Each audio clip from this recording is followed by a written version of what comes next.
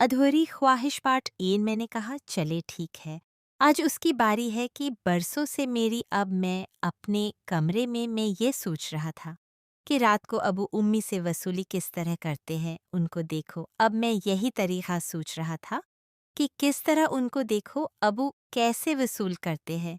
काफ़ी देर सोचने के बाद मुझे याद आया, मैंने सोचा कि आज रात में उम्मी के कमरे में सो जाता हूँ, क्योंकि मैं पहले भी उम्मी के कमरे में ही सोता था।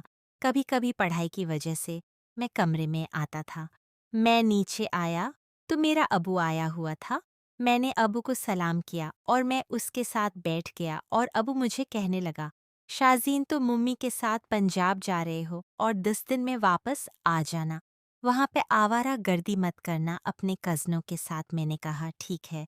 वो फिर मेरी उम्मी आई तो मैं आज रात आप लोगों के कमरे में ही सोऊंगा।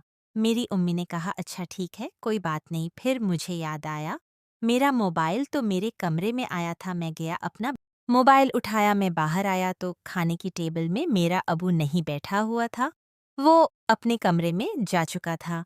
मेरी उम्मी किचन में काम कर रहे थे। मेरी उम्मी ने बोल इधर ओ मेरी बात सुनो। मैंने कहा जी जी। उम्मी कहने लगी कि वो आज ना तुम अपने कमरे में ही सो जाऊं। मैंने कहा क्या हुआ? मैं तो पहले भी सोता रहता था। मेरी उम्मी कह रही हैं हाँ वो तो बात ठीक है, लेकिन तुम्हारा अबू कह रहा था कि तुम गांव जा रही हो। आज रात में तुम्हें बताया था ना, वो ये कह रहा था कि मैं पूरी रात वसूल करूंगा। तो मैंने कहा नहीं तो मैं क्या करूं, मैं तो पहले भी सोता था और पहले भी वो काम करते थे ना। उम्मी कह रही थी कि आज पता नहीं उसको क्या हुआ है, वो मुझे मना कर गया है।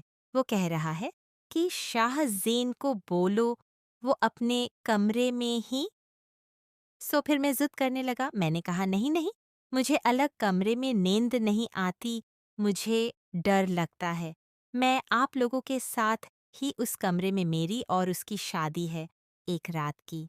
तो बात है वैसे भी कल पंजाब जाने वाले हैं, तो तुम एक रात तुम गुजार ले लो। मैं कह रही हूँ मान जाओ। फिर मैं सो रहा हो गया तो मैंने भी हामी भर ली। अब अपने कमरे में वापस आ गया था और मैं यही सोच रहा था कि पता नहीं अबू आज क्या करने वाले हैं। काफ़ी देर में ऐसी सोचता रहा। फिर मैंने मोबाइल निकाला और उसने एक हॉलीवुड की मूवी देखी। मैंने सोचा कि जब तक रात भी हो जाएगी और मैं कोई फिल्म देख लेता हूँ। अब फिर देखते देखते रात का 1:30 भी बज गया था। फिर मैंने सोचा कि जाओ उम्मी अबू को देखो तो क्या कर रहे हैं।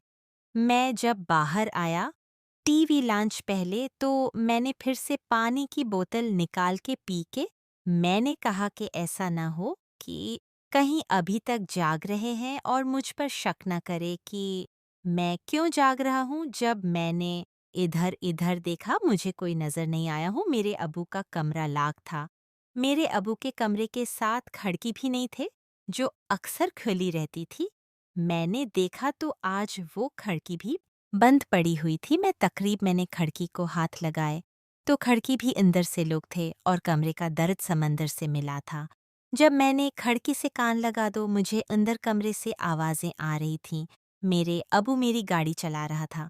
वो कह रहा था कि आज तो जी भर के वसूल करने दो। मैं समझ गया।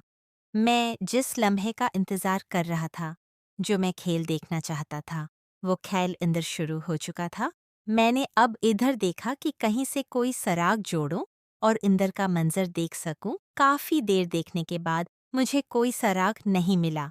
फिर मैंने उन्हें आवाज़ों से काम चलाया। इधर मैंने अपना गाजर हाथों में आया हुआ था और उधर से वो आवाज़ें भी सुनाई जा रहा था। काफ़ी देर उसी तरह वो आवाज़ें आती रहें और फिर थोड़ी देर में ही खामोशी होगी। तो मैं भी अपने कमरे में आ गया था। मुझे लगा कि अभी कोई बाहर न निकले। मैं कमरे में आया तो अब मैं यही सोच रहा था कि पता नहीं इन पर मंजर होगा।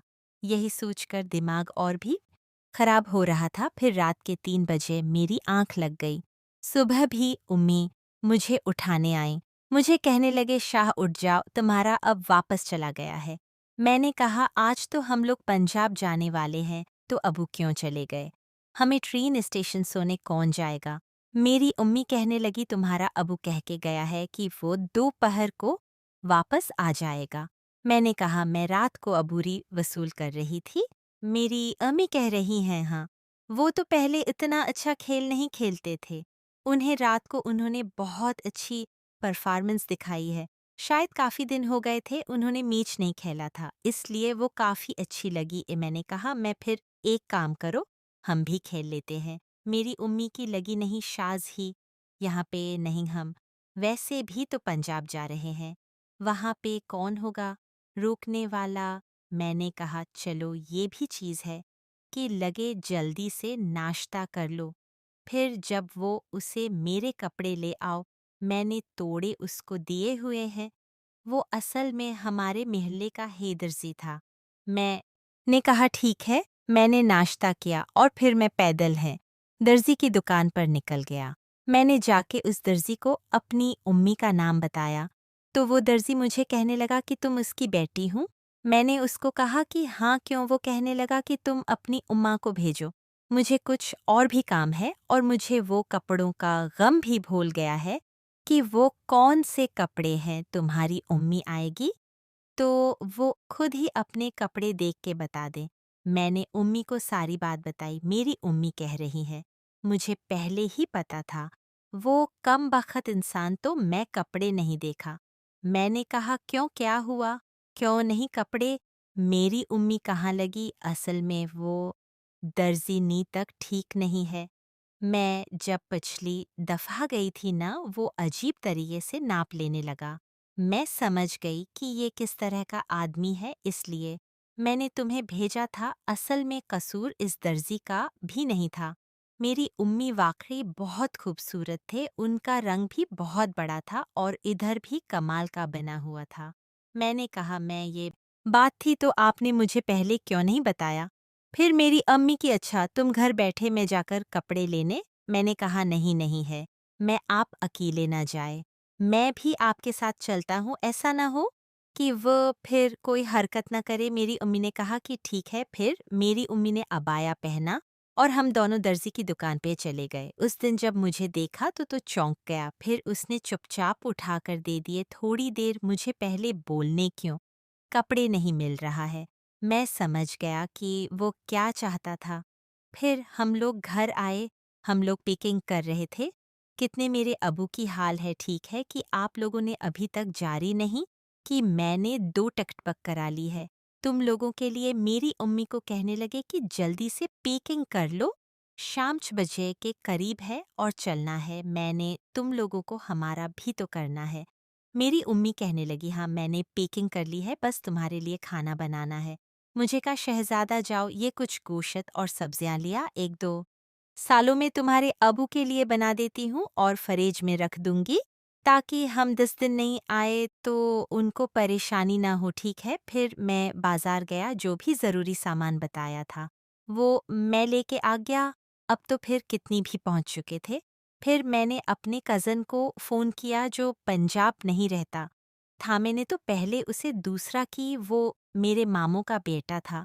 फिर मैंने बताया कि यार हम लोग आज यहाँ कराची से रवाना हो रहे हैं, तो सुबह वहाँ पहुँच जाएंगे। वो काफ़ी खुश हो रहा था यार इतने सालों बाद तुम लोग आ रहे हो, अच्छा है, दिल लग जाएगा। मैं तुम्हें हर जगह मांगा फलान जगह बनाऊंगा। बस उसी तरह फिर मेरी अम्मी भी खाना बना के फारिग होगी और शाम के 6 भी बज गए। फिर मेरा अब वो मैं ट्रेन स्टेशन छोड़ने आया। अब हम ट्रेन पर सवार हो गए थे और